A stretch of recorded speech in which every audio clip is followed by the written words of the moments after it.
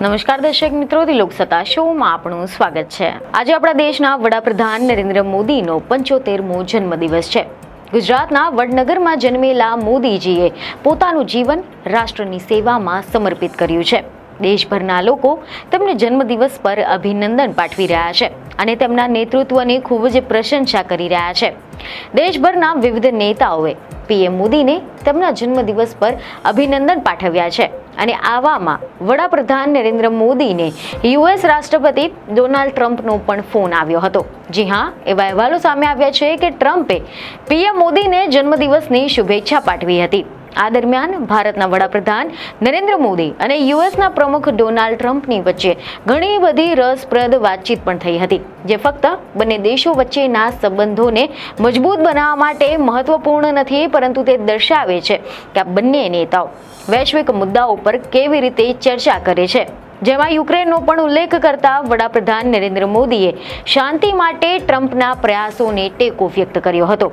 આ સંદર્ભે 16મી સપ્ટેમ્બરના રોજ વડાપ્રધાન નરેન્દ્ર મોદીએ સોશિયલ મીડિયા પ્લેટફોર્મ પર આ વિશે માહિતી શેર કરી હતી, જેમાં તેમણે એવી પોસ્ટ કરી હતી કે મારા મિત્ર રાષ્ટ્રપતિ ટ્રમ્પ, મારા 75મા જન્મદિવસ પર તમારા ફોન કોલ અને હાર્દિક શુભેચ્છાઓ બદલ આભાર।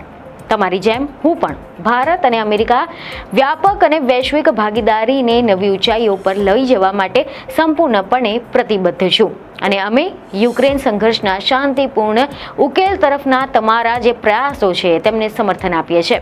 આવી જ રીતે ડોનાલ્ડ ટ્રમ્પે પણ ફોન કોલ પર થયેલી વાતચીત વિશે માહિતી સોશિયલ મીડિયા પર શેર કરી હતી, જેમાં તેમણે તેમના સોશિયલ મીડિયા પ્લેટફોર્મ પર એવી પોસ્ટ કરી હતી કે મારા મિત્ર વડાપ્રધાન નરેન્દ્ર મોદી સાથે હમણાં જ એક અદ્ભુત ફોન પર વાતચીત થઈ હતી। હું તેમને જન્મદિવસની ખૂબ ખૂબ શુભેચ્છાઓ પાઠવું છું। તેઓ ખૂબ જ સારું કામ કરી રહ્યા છે। નરેન્દ્રજી, રશિયા અને યુક્રેન વચ્ચેના યુદ્ધને સમાપ્ત કરવા માટે તમારા સમર્થન બદલ આભાર। મહત્વનું છે કે હાલમાં જ એવા પણ અહેવાલો સામે આવ્યા હતા કે ભારત અને અમેરિકાની વચ્ચે ટેરિફ અંગે નવી જ વાતચીત શરૂ થઈ ગઈ હતી અને થોડા કલાકો પછી વડાપ્રધાન નરેન્દ્ર મોદીને યુએસના રાષ્ટ્રપતિ ડોનાલ્ડ ટ્રમ્પનો ફોન આવ્યો હતો।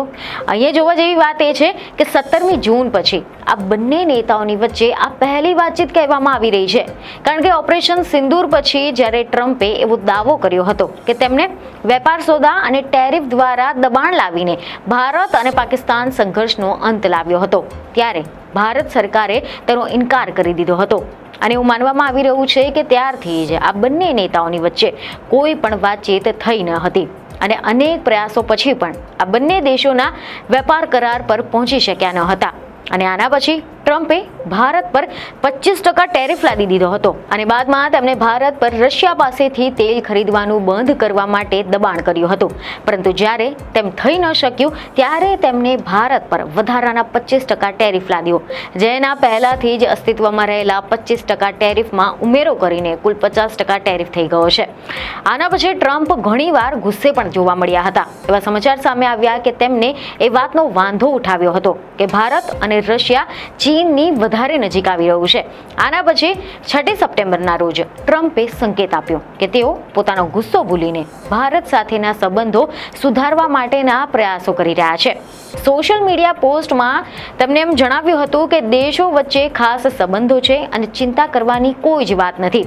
થોડા કલાકો પછી પીએમ મોદીએ પણ તેનો જવાબ આપ્યો હતો। તેઓએ રાષ્ટ્રપતિ ટ્રમ્પની લાગણીઓની કદર કરી હતી અને ત્યારબાદ 10મી સપ્ટેમ્બરના રોજ ટ્રમ્પે એમ જણાવ્યું હતું કે બંને દેશો વચ્ચે વેપારના વાટાઘાટો ચાલી રહ્યા છે। તેમણે આશા પણ વ્યક્ત કરી હતી કે કોઈ સફળ સોદો પ્રાપ્ત કરવામાં કોઈ મુશ્કેલીઓ નહીં આવે।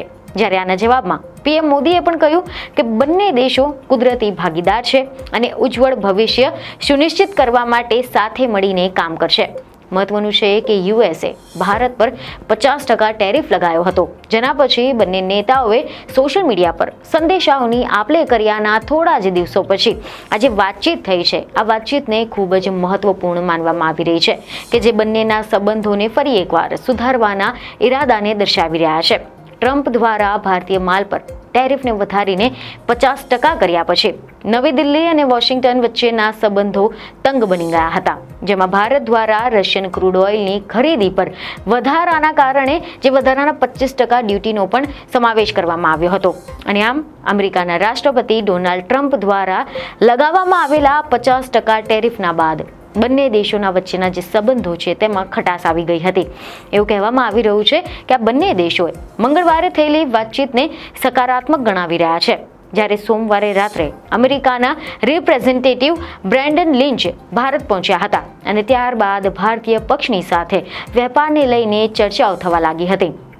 એવા અહેવાલ મળી રહ્યા છે કે મંગળવારે થયેલી આ બેઠકના બાદ અમેરિકાના દૂતાવાસના પ્રવક્તાએ કેટલીક જાણકારી આપી હતી, જેમાં તેમને જણાવ્યું કે સહાયક યુએસ ટ્રેડ રેપ્રેઝેન્ટેટિવ બ્રેન્ડન લિંચે તેમના સમકક્ષ રાજેશ અગ્રવાલ સાથે 16 સપ્ટેમ્બરના રોજ દ્વિપક્ષીય વેપાર વાતચીત મુદ્દા પર સકારાત્મક બેઠક કરી છે. ખાસ વાત એ છે કે ભારત તરફથી પણ આ બેઠકને સકારાત્મક ગણવામાં આવી રહી છે અને અગાઉ ટ્રમ્પે એવી માહિતી આપી હતી કે ભારત સાથે વાતચીત ચાલી રહી છે, જ્યારે ભારત સરકારે પણ એવું નિવેદન આપ્યું હતું કે ભારત અને અમેરિકાની વચ્ચે દ્વિપક્ષીય વેપારના કાયમી મહત્વની સ્વીકારીને વાતચીત સકારાત્મક રહી છે.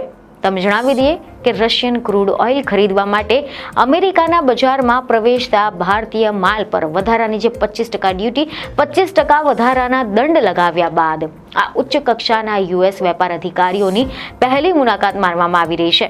સમાચાર એવા સામે આવ્યા છે કે વાણિજ્યિક મંત્રાલયના વરિષ્ઠ અધિકારીએ કેટલીક જાણકારી આપતા કહ્યું કે લિંચ અને ભારતીય અધિકારીઓ વચ્ચેની બેઠકને છઠ્ઠા રાઉન્ડની વાતચીત તરીકે નહીં પરંતુ તેના પૂર્વગામી તરીકે જોવામાં આવી રહી છે. અધિકારીઓએ એમ પણ જણાવ્યું હતું કે ભારત અને અમેરિકા એ સાપ્તાહિક ધોરણે વર્ચ્યુઅલ ચર્ચાઓ કરી રહી છે. અમેરિકા ભારત વેપારની વાતચીત પાટા પર આવવાની ઉમ્મીદ વધી ગઈ છે. ત્યારે હવે જોવાનું રહ્યું કે હવે આ ટેરિફના મારાની સામે ભારતીયોને ક્યારે રાહત મળશે. પરંતુ ત્યાં સુધી અમારા વિડીયોને લાઈક અને શેર જરૂરથી કરજો. બીજને ખબર સાથે ફરી મળીશું. ધન્યવાદ.